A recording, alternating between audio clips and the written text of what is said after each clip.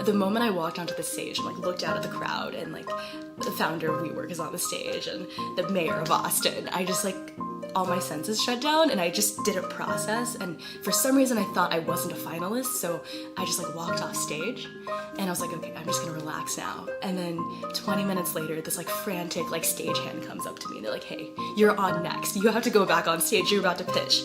Then my everything shut down. I don't know how I got onto that stage and delivered a pitch, but it somehow happened. It was a pretty crazy moment. So props to WeWork for getting, our natural reactions, I suppose. There's nothing scripted or planned about that, but it was crazy. Welcome to the Style is Free podcast. Today we have Jen Ding with us, founder of ParkIT, and about to graduate from Cornell Tech.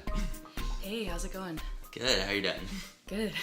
Awesome. So what is ParkIT? ParkIT is actually short for Parking Vision Information Technologies. Actually, ParkIT came first and we came up with the longer name after, but I think it kind of encompasses what we try to do, which is to use any IP camera to do real-time sensing. And the data that we collect is real-time parking data. So we have these computer vision and machine learning algorithms that connect with any IP camera that's looking at a parking lot, and we give the camera the intelligence to tell, where their cars, where their open spaces. And this data is useful for drivers, so we can help them park quickly instead of circling around the block. But we also see this data helping parking operators so they can manage their spaces better, and also ultimately for cities so they can understand how traffic and movement is occurring on their streets. Cool. So what's an IP camera versus a regular camera?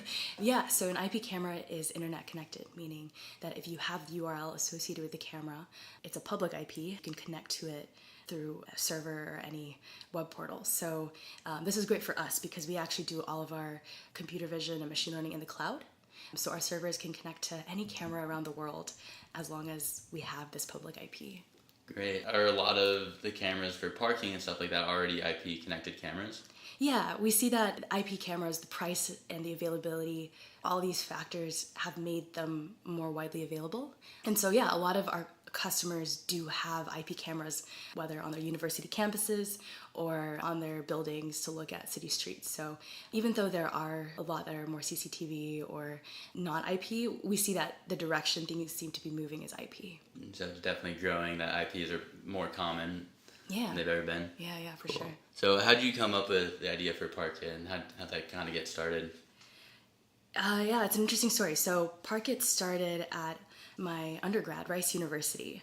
It was a 3-day startup competition, and I just remember there's this guy from LA where parking is a big problem, and he just made this very compelling pitch about, this is a pain we've all experienced, and who knows how many hours of life we spend circling for parking. And fun fact, in New York, the average driver spends over 100 hours a year searching for parking, which is an unreal amount of time, 2 work weeks. So inspired by that, inefficiency in this age where so much is automated, becoming more efficient, we thought it was crazy that this very prevalent part of our lives wasn't seeing any technological development. So I actually worked on ParkIT as my senior design project in electrical engineering, and we developed the basic computer vision techniques and then started talking with parking operators all around Houston to just figure out how they would use the data and if it would be useful to them at all.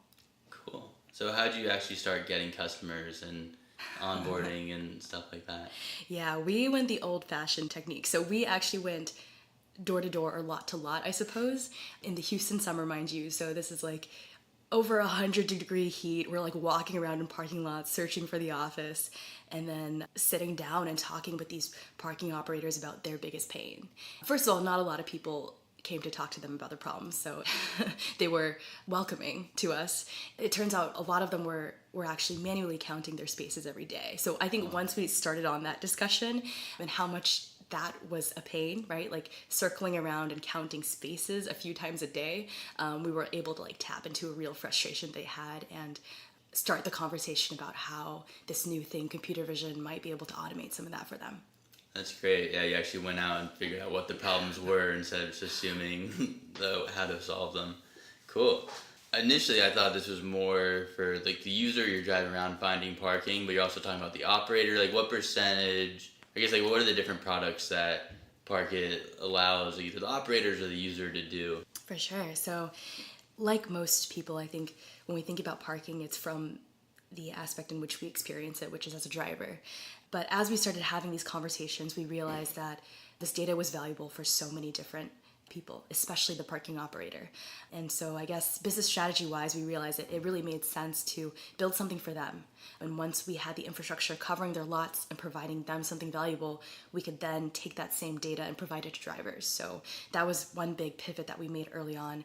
Another one was our decision to focus on outdoor parking, which we saw an opportunity not only because there's less technology there, right? It's much more difficult to install and maintain hardware outdoors, but also it was actually a huge computer vision benefit, right? So in indoor garages, you put a camera up on the ceiling and maybe cover like 1 or 2 spaces, but outdoors, if you have an elevated view, ideally a drone, that was always our dream, but it hasn't come to fruition yet. We've been able to cover over 100 spaces at a time. So it kind of pivoted our problem from a hardware one to a software one, where we asked ourselves, like, could we use software to solve this problem and still get, high accuracy, adapt to like the outdoor conditions of changing weather and lighting? But I think the cool thing is, like, at the end of the day, we're able to like align the incentives of drivers, cities, parking operators by, providing the same data, collecting and providing the same data, but allowing them to use it in whatever way is best for them. That's awesome. Yeah, make it consumable to different people who are interested and make it useful for different purposes. It's awesome. So is there an app, or how do people actually find parking spaces, I guess in New York or LA, where it's very crowded and the place has a ParkIT camera? The way that we provide our data today is we have a dashboard for the parking operator and also an API. So currently we don't have an app. There's a lot of parking apps out there. We decided early on that we weren't really interested in building another one. So we really just doubled down and focused on providing the best kind of data, the most accurate data. What that means is today we have this API where it feeds directly to the operator can use it, and usually what they decide is how they want to share that with their drivers. So for some places, feeding data to signage makes sense. Operators don't want people looking at their phones, but it can also very easily feed to an app or a website, or a lot of universities have some sort of parking page where students go for information. Design principle there, we have this data and you can choose based on the solutions that make sense for your parking lot or city, how best to get that to drivers. That makes a lot of sense. So everyone's different. They have different needs that they're trying to get out of that data. So you just give them an API that they can work with and make their own app if they wanted to, or display it however is useful for them. Exactly. That's cool. So how big is ParkIT? Like, how many lots you guys have cameras in and stuff like that, and maybe the story of how you guys scaled? Yeah, so since 2016, we've covered over 1,000 spaces across North America. We started in Houston, so we had a lot of great sunny Texas parking lots and footage for a while. And then we actually went to the Jaguar Land Rover Tech Incubator in early 2016, got some great Pacific Northwest like rainy footage. And also some of our first pilots were in Canada, so some snowy lots as well. So we've really covered a lot of really different kinds of parking lots, from truck stops, cities, hospitals, universities. And that's been really interesting on the machine learning side. But right now we're actually focused on universities. We have a few deployments with some large universities where they're looking to, cover their outdoor lots so that, whether it's for game days, visitors, or students, they're able to help students or any driver on campus make better parking decisions. So you're telling me before the podcast started about WeWork and some really interesting ways you guys raise money through them. Can you talk about that? For sure. I guess an interesting thing about our growth is we were bootstrapped for a long time, especially when we were students, but we've actually never raised institutional capital. We've done pitch competitions, and I guess the accelerator, we did receive some more structured equity funding that way. But one of our, I think, more interesting sources of funding actually came from WeWork. Last year, WeWork started this thing called the Creator Awards, and they're looking to support and fund creators across the world. It's a little bit different than your usual pitch competition or startup award, where it's really focused on high growth, unicorn, tech, all the hashtags. So WeWork defines a creator as anyone that's creating something for their community. So it could be a nonprofit, it could be an artist, it could be a tech startup. They're hosting these like regional competitions where all the creators come together and pitch, and they have different categories depending on the size of your company. And then ultimately there's like a national competition. But what's kind of cool is they're targeting these communities that are non-traditional tech communities. So they're growing, but maybe not to the level of Silicon Valley or even New York yet. But these would be like Austin, DC, Mexico City, Tel Aviv. At each event, they're investing over $1 million in these companies. Grant, no equity taken, literally just like pouring seed funding into the community. And what I loved about this event was it just had a really different vibe than other pitch competitions I've been to. It was really cool to see people come on stage, some of them for the first time ever, right, in front of hundreds, thousands of people, and pitch their life's work, really. There was this one guy, he'd had 3 different forms of cancer, and he created a platform to connect cancer patients with cancer survivors of that type of cancer. Another group, they employ ex-cons to sell coffee instead of drugs. And this was one of the founders' exact stories. He'd lived through being a drug dealer and transitioning to selling coffee instead, and they'd created a program to help facilitate this process. As they said, you know, the skills are pretty transferable. It's just a different product. It was just really inspiring for me, right? That sounds really cliche, but so often when we have these conversations about people's work, their mission, it comes down to conversations about market size or maybe even technology, what's cool, what's hot. But getting to hear people tell their own story and reflect on these very real life things that drove them to create. It wasn't just what they created, but why they created. That was incredibly inspiring for me and definitely made me kind of rethink my own philosophy for what I want to do with my work and what it means to me to be an entrepreneur. I love technology. As an engineer, it's always exciting to look into what's happening in machine learning and even, you know, just consider like the theoretical underpinnings of what makes something like deep learning work, right? Like I love that. But I think as I've gone through ParkIT throughout these years and had a chance to meet more founders, I think the thing that really inspires me is like the ultimate story behind why you create what you create. Definitely, yeah. Sound like the passion behind why people do something, and then that they're impact driven and want to make the world a better place as part of it kind of ties really well together, right? That people are very dedicated and make the world better and makes it better. For sure. And I think it's almost a completely different conversation. Sometimes we talk about how when we pitch, there's nerves or like, you know, in front of investors, like you forget, you know, the thing you prepared. But I think what I find is like when you're doing something that matters to you so much that, as they say, to be an entrepreneur, you really have to like be able to jump off that cliff and build the parachute on your way down. I think when it's something that you believe in so much, you want to live it, like a lot of these things don't even occur anymore. It becomes natural. Yeah, it just is. Right, that's what you're doing, and there's no other way. Mm-hmm. They gave you money, a grant from WeWork Creator? Yeah, we got lucky. We were in the launch category and we got a $72K grant. Awesome. It was one of the most nerve-wracking moments of my life. So this was on the Austin City Limits stage, which for any Texan or anyone that, you know, likes country blues music, it was unreal. And what's kind of funny is we had like a short pitch earlier that day to the judges, but the final pitch where we'd find out if we were finalists and going to deliver that 1-minute elevator pitch on stage was all live. It actually is an interesting story. So they like ushered all the finalists on stage and they were going to tell us who was going to get to pitch. But the moment I walked onto the stage and like looked out at the crowd and like the founder of WeWork is on the stage and the mayor of Austin, I just like all my senses shut down and I just didn't process. And for some reason I thought I wasn't a finalist. So I just like walked off stage and I was like, okay, I'm just gonna relax now. And then 20 minutes later, this like frantic like stagehand comes up to me and they're like, hey, you're on next. You have to go back on stage. You're about to pitch. Then my everything shut down. I don't know how I got onto that stage and delivered a pitch, but it somehow happened. It was a pretty crazy moment. So props to WeWork for getting, you know, our natural reactions, I suppose. There's nothing like scripted or planned about that, but it was It was crazy. That's so funny. So you didn't hear your name announced or something, and then Yeah, honestly, like, I stopped hearing. Like, all my senses shut down, and was probably the most, like, the least planned pitch I've ever delivered, but luckily it worked out. right, yeah, you kind of got to relax a little bit before, so maybe it helped. But you also was very surprised. Yeah, It was probably that's like crazy. delivering like a pitch while having a heart attack at the Yeah. same time. So, yeah. That's insane. So are you still in contact with WeWork? Do they give you like mentorship and stuff like that, and workspace? I'd imagine.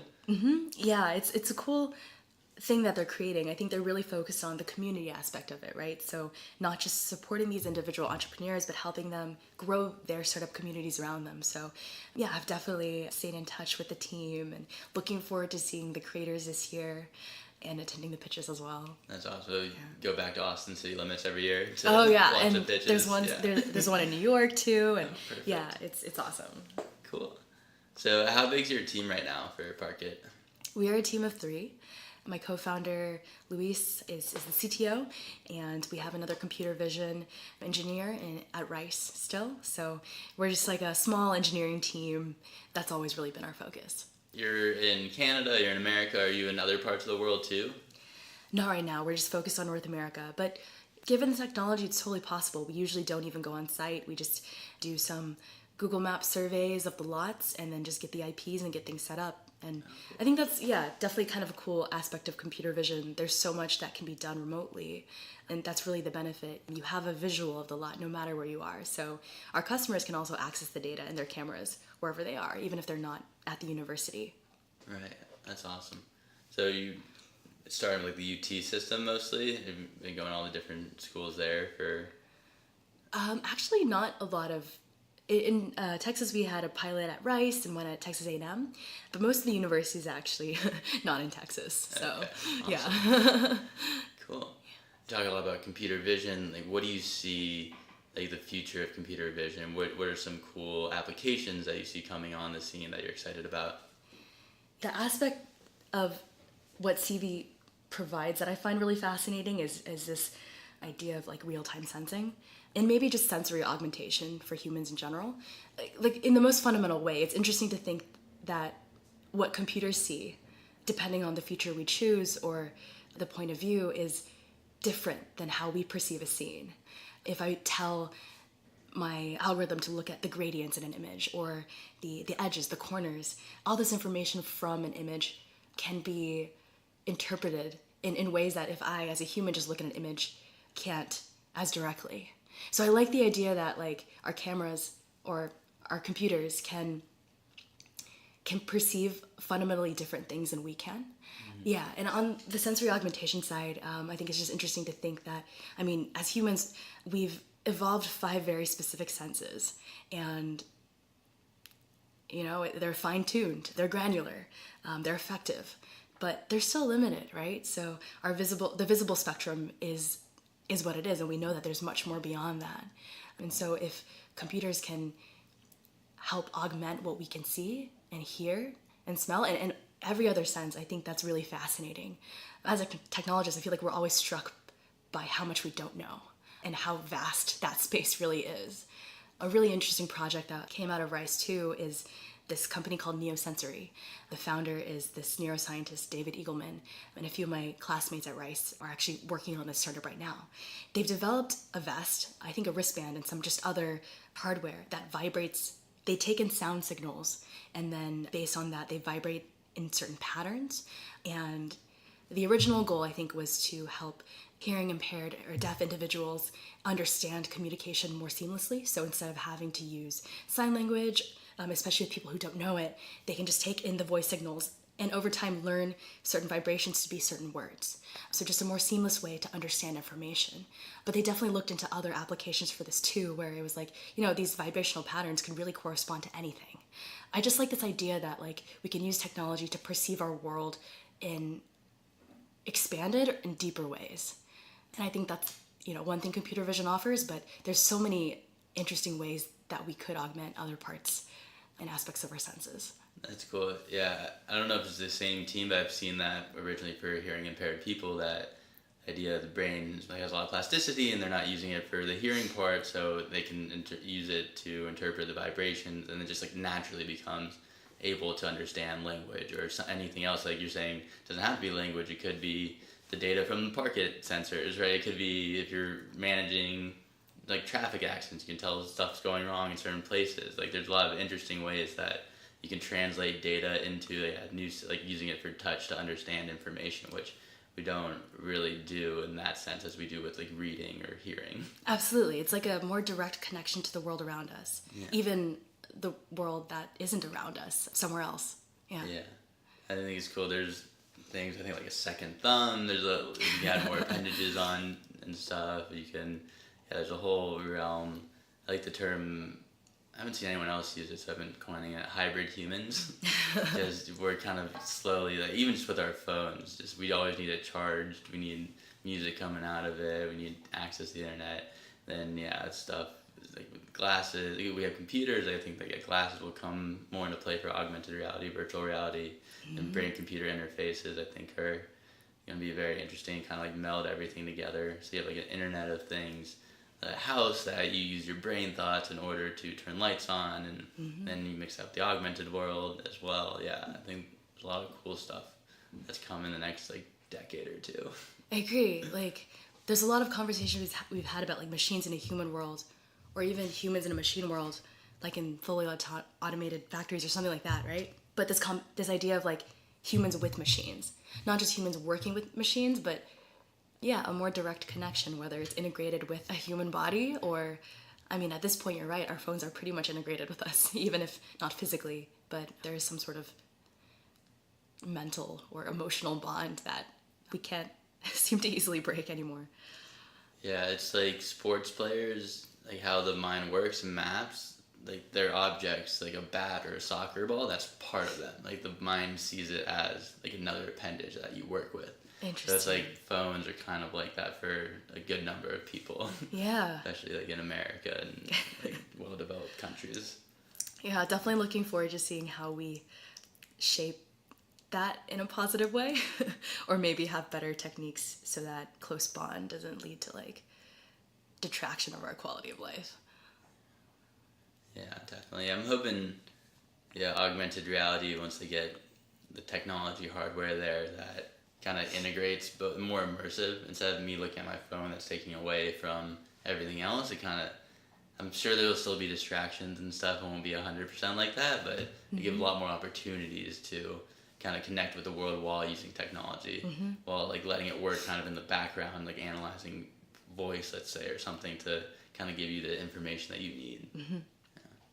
And maybe through a vibration or something. Yeah. Give it to you somehow. Yeah, a lot of cool ways. Yeah. Well, thanks for coming on, Jen. It's great talking to you about ParkIT and all the cool technology going on the computer vision. And good luck with graduation this weekend and stuff. And I know you're going to be at IDEO for the summer and like finishing up some job stuff after that. So awesome. Thanks for coming. Yeah, thank you. I want to give a shout out to all the entrepreneurs out there, pursuing their passions, taking risks, and building their parachutes on the way down. Y'all are rock stars and give me the inspiration to go after my dreams and ventures. Keep it up, start it up, scale it up, get those network effects, and as always, have fun. Thank you for listening to the Style is Free podcast. Until next time, friends, I'm your host, Brett Leibowitz.